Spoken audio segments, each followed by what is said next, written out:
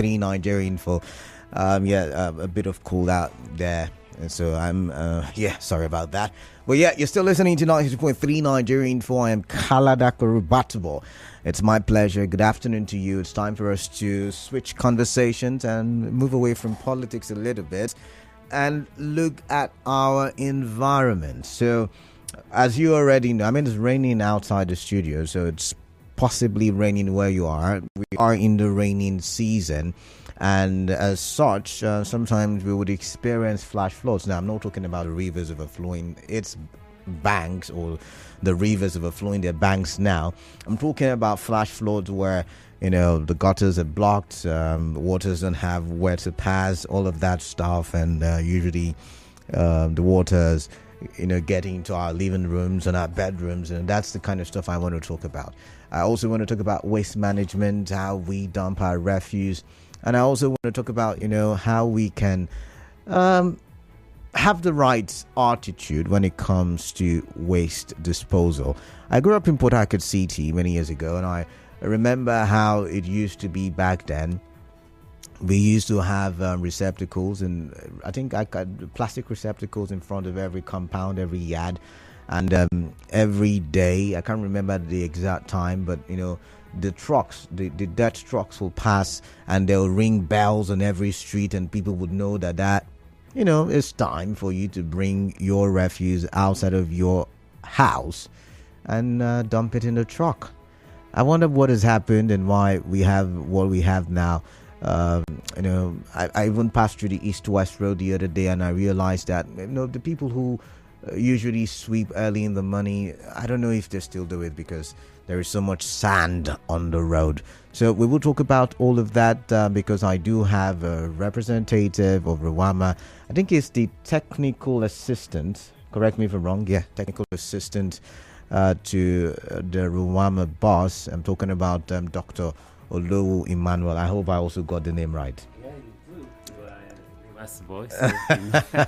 No, it's the first time I'm getting. I didn't even get a proper introduction, so I hope I got it right. Yeah, you did. You did get right. All right, Dr. Olowu Emmanuel, welcome. Thank you. So, my very first question is getting us into the heat of the conversation. Flash floods. What is RIWAMA doing? Because usually flash floods, as we have come to know, happens when the gutters are blocked, when we have sand filling certain water passages and all of that. Usually the technical term will be desilting. Correct me if I'm wrong, it's not my field. But one would want to know, what is RIWAMA doing? Because the other day in the news, somewhere around, is it Rupoko, we had stories of people who are suffering from flash floods. When it rains, the water directly goes to their houses. We've also heard stories over the years of people living in Oyigbo. Usually when it rains, the water doesn't have where to go and it goes into their houses. The canals, for instance, usually also is a major conversation during a rainy season. There is the Nkolu axis as well. So these are conversations. So basically, what is RIWAMA doing? Is it RIWAMA's responsibility? Thank you very much, my friend. First, I have to send the appreciation of Honorable Prince Hall here. Oh yeah, the Solar Administration acting, who was supposed to be here, but for a call of duty, he directed that I should be here with you. He sent his apologies. All right. And he's going to make it up for you another time. Okay. Again, he asked me to send his appreciation to the management of this station for the wonderful work you've been doing, assisting the agency, a lot of which we are experiencing it. Part of it is that it's season, and again, it's the increase in the intensity of rain over a period of time. And so we have to find ourselves with those situations now.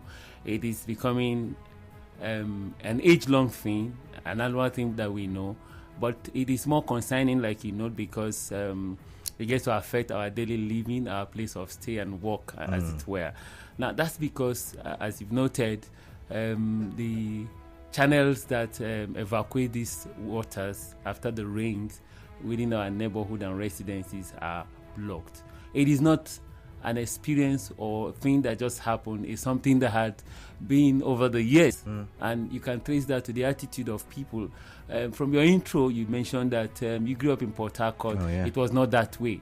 Another reason is that there is an increase in the number of persons who are in Port Harcourt. So you can see more people here and more activities. Some do not even get to know what they should do. It has to do with the ownership of the environment and taking care of what does that put a bad spot, so to say, on RIWAMA? Does that give RIWAMA? I'm going somewhere, yes. Doc. The reason I say that is because, I mean, when it comes to waste management and, caring for the environment, so to say, yes. RIWAMA has a responsibility in sensitizing and educating. So if you say they don't know... I'm saying, yes, knowledge is incremental. If you look at it from the point that you mentioned about flood, RIWAMA is not saddled with responsibility of flood management. No, it is the waste.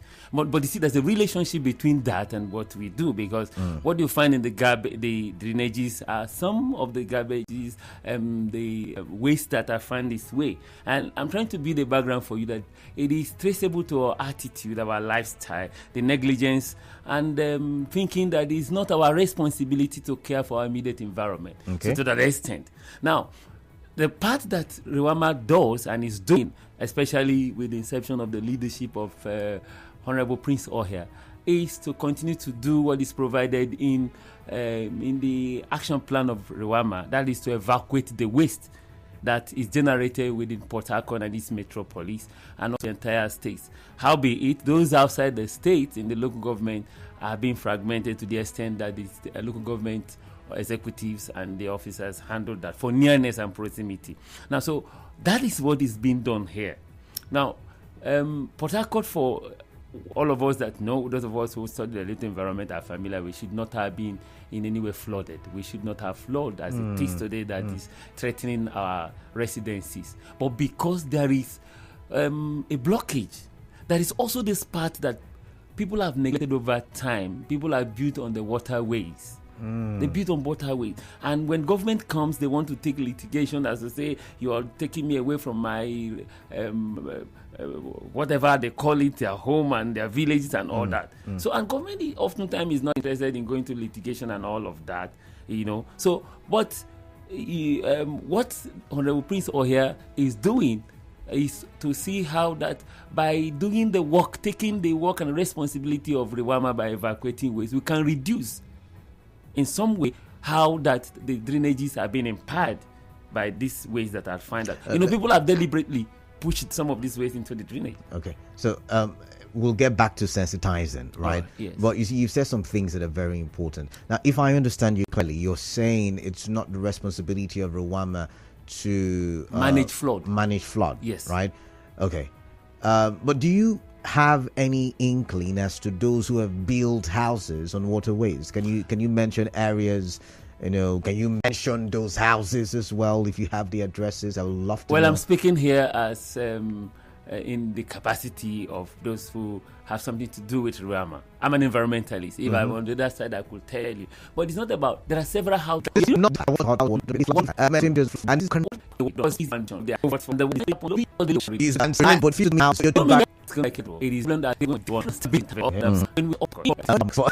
added by in 1999, 2007. Because about to be, whatever might not have he did, and so going about, the people wait not on the one